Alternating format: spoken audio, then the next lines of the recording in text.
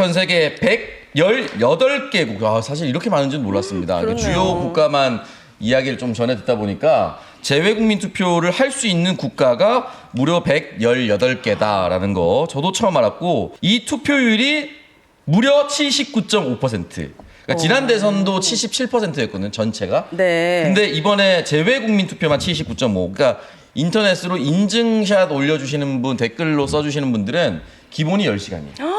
맞아요. 왕복. 2박 3일 운전하신 네. 분도 있고 신청 예. 못해서 한국 들어오신 분도 있고. 오, 맞아요. 네. 이게 대도시에만 또 투표소가 있잖아요. 네. 그러니까 이제 작은 도시에 사는 사람들 막 비행기 타고 대도시까지 맞아요. 가서 네. 숙박하면서 투표하고 그러는데 맞아요. 최고 투표율 찍은 동네가 보니까 독일의 프랑크푸르트라는 오. 곳인데 86%. 86%. 와, 독일의 애국자들 정말 많으십니다. 여기서 투표 안 하는 사람이 좀 더 이상한 느낌이 들 정도로 엄청난 투표율이네요. 윤석열이 큰일 한 거죠. 네. 우리는 윤석열 5분 거리면 때문에 가는데. 그렇죠. 얼마나 부끄럽겠어요. 맞아요. 그러니까 거기 사는 바빠야지. 사람들 보면 야 니네 나라에 뭐 지금 쿠데타 났다며. 얼마나 부끄러웠겠어요. 맞아요. 우리는 5분 거리인데 투표 안 하면 진짜 이건 정말 안 큰일입니다. 됩니다. 절대 안 여러분. 됩니다. 이번 주 목요일, 금요일 아래 나가고 있죠. 5월 29일 목요일, 5월 30일 금요일 오전 6시부터 오후 6시까지 반드시 여러분 사전 투표 해 주시길 바라고요. 부득이하게 그날 사정이 안 되신다면 6월 3일 화요일 오전 6시부터 오후 8시까지 본 투표 날 꼭 투표해 주시길 바랍니다. 일단 김봉시 대표님께 여쭤보고 싶은 게 재외국민 투표율이 굉장히 높다. 역대 최고치를 기록했다라는 보도가 나왔는데 역시나 이번 선거에 대한 뭐 내란 종식이라든지 이런 관련해서 해외에 계신 교민들도 뜨거운 관심을 보이고 있다, 이렇게 보시면 되겠죠. 예, 그렇습니다. 이게 내란을 이어가겠다라고 투표하시는 분들은 많이 없을 거 아니에요.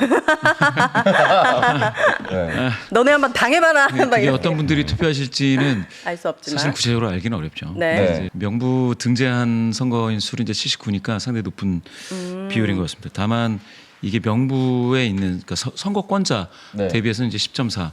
지난 2022년이 이 제외 선거권자 대비해서 8.1%였으니까 이번이 미세하게 더 높아진 건 맞습니다. 아, 선거권자로. 그래요? 예, 명부 등재 선거인 수는 79.5, 지난번에 이제 71.6. 그래서 전반적으로 제외 국민이 살짝 적어진 상태에서 네. 상당히 많은 비율로 지금 투표에 참여했다라고 볼 수 있겠고요.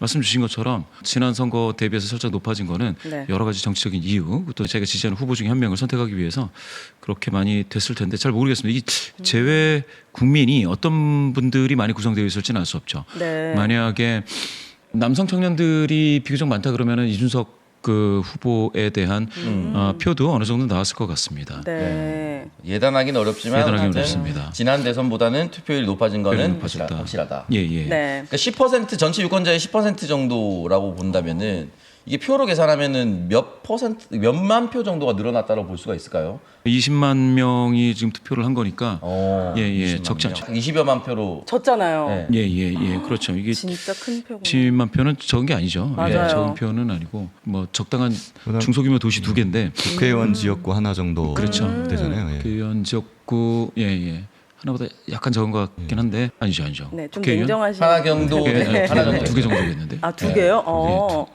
20만이면 왔다 갔다 할 거면 왜냐면 네. 인구 하한선과 최대선이 예, 사이에 이게 한 있는데 10몇만부터 헷갈리네요. 20몇만. 네, 제가 출마했을 때 사구 을이 이제 16만 9천 명의 유권자 지역구였거든요. 네. 그러니까 예. 한 개 정도 왔다 갔다 한다라고 보시면 좀 될 것 두개 같아요. 사이 네. 뭐 그 정도 될 것 같습니다. 저희 사촌 언니도 시카고에 사는데 아미로서 되게 좀 임원급이에요. 그래서 팔로워가 되게 많아요. 근데 화가 많이 났거든요. 네. 사실 이번 계엄 때문에. 네. 지령을 내렸습니다. 투표하라. 막 진짜 SNS로 굉장히 적극적인 투표 동료를 하더라고요. 네. 그래서 진짜 애국자 되는 것 같습니다. 네, 어쨌든 사실은 해외에 계신 분도 다 일이 있고 또 거기서도 정치 성향이 서로 어떤지 잘 모르는데 네. 당당하게 공개적으로 투표하라라고 얘기하시는 거는 결국은 이 내란 종식을 위한 응징의 투표다. 저는 네. 이렇게 보고 싶고요. 이 내란 프레임은 이게 되게 엄중하지 않습니까? 네. 어떻게 표현해도 될지 모르겠는데 이 춤을 많이 추시는 것 같아가지고 예. 유세. 죄송합니다. 유세차에서 조금 내란 프레임을 제시했기 때문에 네. 이제 이재명 캠프 말씀드리는 겁니다. 네. 예, 조금 진중하게 네. 예, 접근하는 것도 나쁘지가 않다. 실제 춤을 춰본 결과는 어때요? 분위기 뭐 어때요? 그냥 시키는 대로만 하는데 근데 그게 사실은 네. 우리끼리는 즐거울 수가 있어요. 그리고 특히나 이재명 후보가 오는 그 유세에서는 그 이재명 후보 보려고 엄청나게 많은 지지자들이 그렇죠. 모이잖아요. 거기서는 이제 즐거울 수가 있는데 네. 이재명 후보가 안 오는 그런 유세에서는 그냥 지나가던 사람들이 대부분 이렇게 보는 거거든요. 네네. 예. 그런 사람들이 보기에는 뭐 굳이 그렇게 춤을 추고 막 우리끼리 신나 있는 이게 사실은 이제 걸 전국에 보여줄 계신 필요가 선거 있을까? 운동원 여러분 네. 그리고 김기현 변호사님 또 국회의원들을 포함해서 그 선거 운동원이나 그 현장에 있는 선거의 열기를 뜨겁게 하기 위해서 단체로 춤도 추고 뭐 노래 개사한 걸 또 틀기도 하는데 일정 정도 후보가 오는 상황이 아니라면은 조금 더 약간 내란에 맞는 조금 걸맞는 조금 더 진중한 선거 운동도 필요하다는 말씀이신 거잖아요. 예. 춤추는 사람들이 잘못된 건 아니에요. 네. 저도 이제 뒤에서 막 밀리거나 팔에 끌려가가지고 이제 네. 저 많이 춤을 춰봤는데 네. 제가 민망해서 이런 말씀을 드리는 건 아니고 아니면 네. 대표님 어떻습니까? 춤을 아예 못 추는 김기현 변호사 같은 사람만 춤추게 하면 좀 보는 사람이 민망해지겠죠. 추려면 잘 추던지.